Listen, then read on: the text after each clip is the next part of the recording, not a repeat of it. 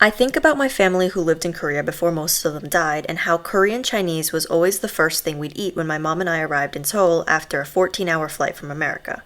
20 minutes after my aunt would phone in our order, the apartment ringer would buzz for Elise in MIDI, and up would come a helmeted man fresh off his motorcycle with a giant steel box. He'd slide open the metal door and deliver heaping bowls of noodles and deep-fried, battered pork with its rich sauce on the side. The plastic wrap on top would be concave and sweating. We'd peel it off and dribble black, chunky goodness all over the noodles and pour the shiny, sticky, translucent orange sauce over the pork. We'd sit cross-legged on the cool marble floor, slurping and reaching over one another. It's like literally, like when I read this, like I can literally imagine like the guy with the motorcycle helmet coming up to the apartment, like delivering this stuff. Like even the part about like the plastic wrap over the food with like kind of having the condensation, like everything's so accurate. I don't know how she's doing it. Hi, I'm Dabby, but you can call me Dabz.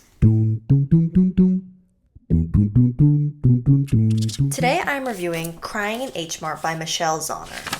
So I've had this book for a really long time. Like it's just been sitting in my house, but I've kind of always been scared to read it because like I knew that, or like I just had a feeling that I was gonna cry when reading this book. So I was like, I need to wait for a time when like I'm like okay to be sad to read it. But I finally picked it up and I finally read it. So this is my review. So this book is a memoir by Michelle Zauner, or more recognizably known as the lead singer of indie pop band Japanese Breakfast. This memoir focuses mainly on Michelle's experiences with her Korean American identity and with losing her mother, and how the two kind of connect with each other as well. So first of all, I want to mention that this book, I have genuinely never read a book so relatable.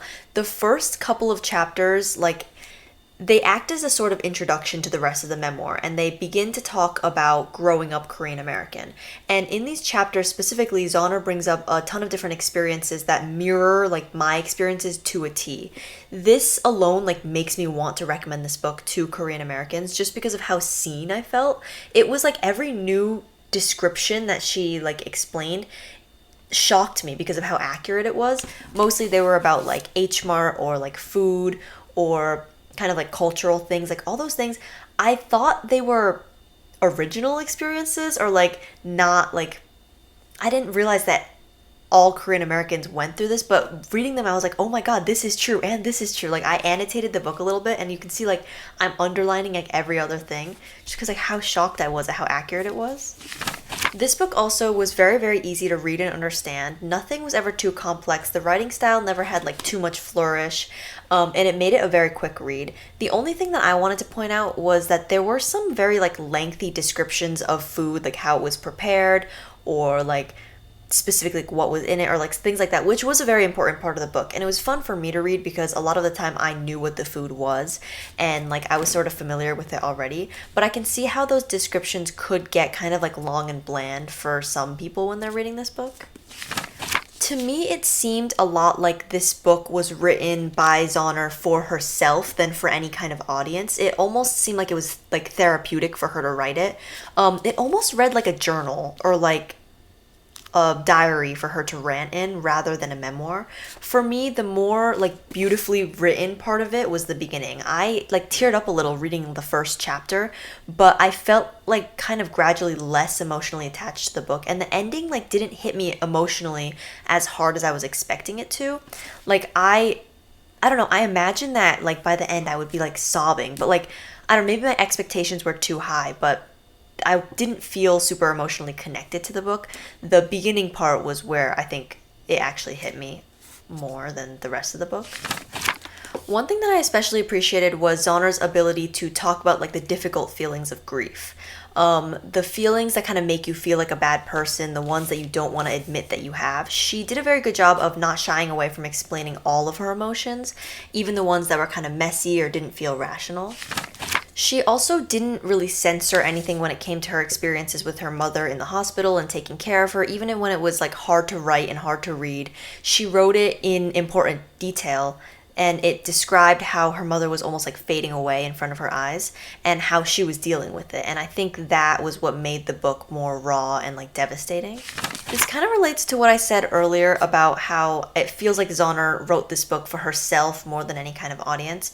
But the conclusions that she comes to in this book, like her struggle with her identity feeling between white and Asian, or her using food as like an unspoken language between her and her mother, or like to connect to her culture, like these things, they're not new or groundbreaking concepts, but I don't think that they're necessarily meant to be. I think that they're supposed to be relatable and they're supposed to be easy for readers to understand, and I think that Zonner did a good job at that. I especially loved also how she was able to connect her discoveries of culture to her experiences with loss and grief of her mother.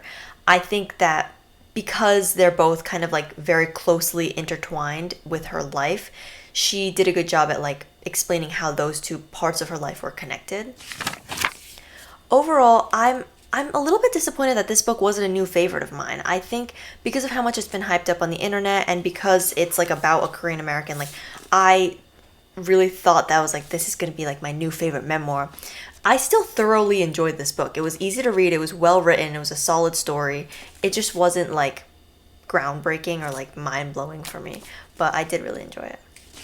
So that would be the end of my book review. If you like this video, then like this video and subscribe for more content like this. Thank you for watching. I hope you enjoyed and happy reading.